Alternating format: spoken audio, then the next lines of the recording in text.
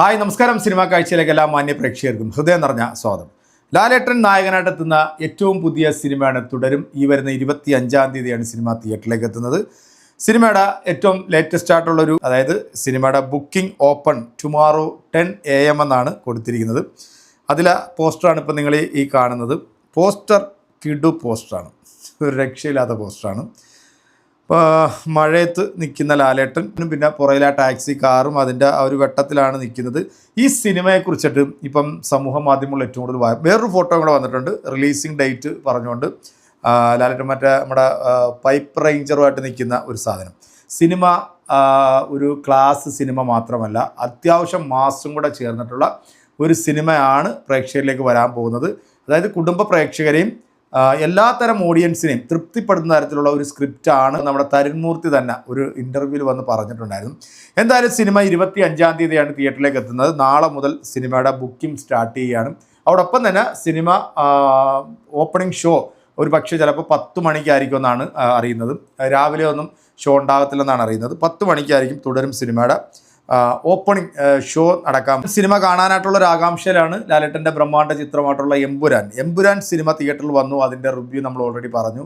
അതുമായി ബന്ധപ്പെട്ടിട്ട് വന്നിട്ടുള്ള ഒരുപാട് കമൻസുകളെ കുറിച്ചിട്ടൊക്കെ നമ്മൾ വീഡിയോ ചെയ്തതാണ്. കാരണം ഒരു സിനിമ നല്ലതാണെന്നുണ്ടെങ്കിൽ ആ സിനിമ മോശമാണ് എന്ന് പറയാൻ നമുക്കെന്നല്ല ആർക്കും സാധിക്കത്തില്ല. നല്ലതാണെങ്കിൽ അത് നല്ലതാണ് എന്ന് തന്നെ പറയും.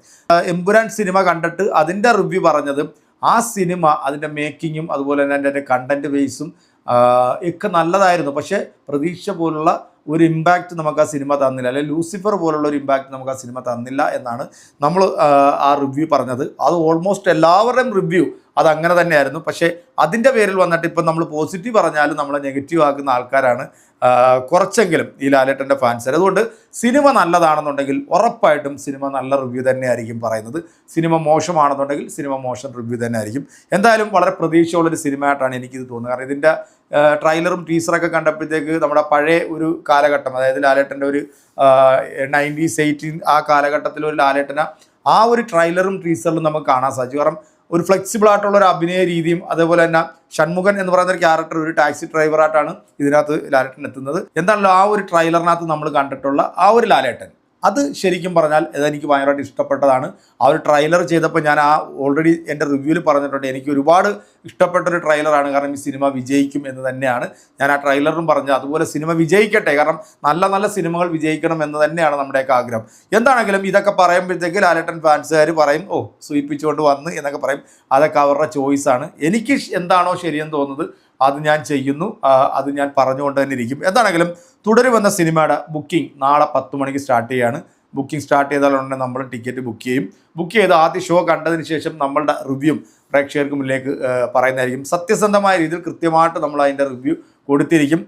ഇപ്പം എമ്പുരാൻ സിനിമ കണ്ടിട്ടും ബാറോസ് സിനിമ കണ്ടിട്ടൊക്കെ നല്ലത് പറയണം എന്ന് പറഞ്ഞു കഴിഞ്ഞാൽ അത് എന്നെ കൊണ്ട് സാധിക്കത്തില്ല. കാരണം എനിക്കെന്താണോ സിനിമയിൽ നിന്ന് ലഭിക്കുന്നത് അതായിരിക്കും ഞാൻ പ്രേക്ഷകരോട് പറയുന്നത്. അത് സിനിമ കാണണ്ടെന്നോ സിനിമ ഇനി വളരെ മോശമാണെന്നൊന്നും ഒരാളോട് നമ്മൾ അഭിപ്രായപ്പെടാറില്ല. സിനിമ കാണുന്നതും കാണാതിരിക്കുന്നതും അത് ഓരോരുത്തരുടെ ചോയ്സാണ്.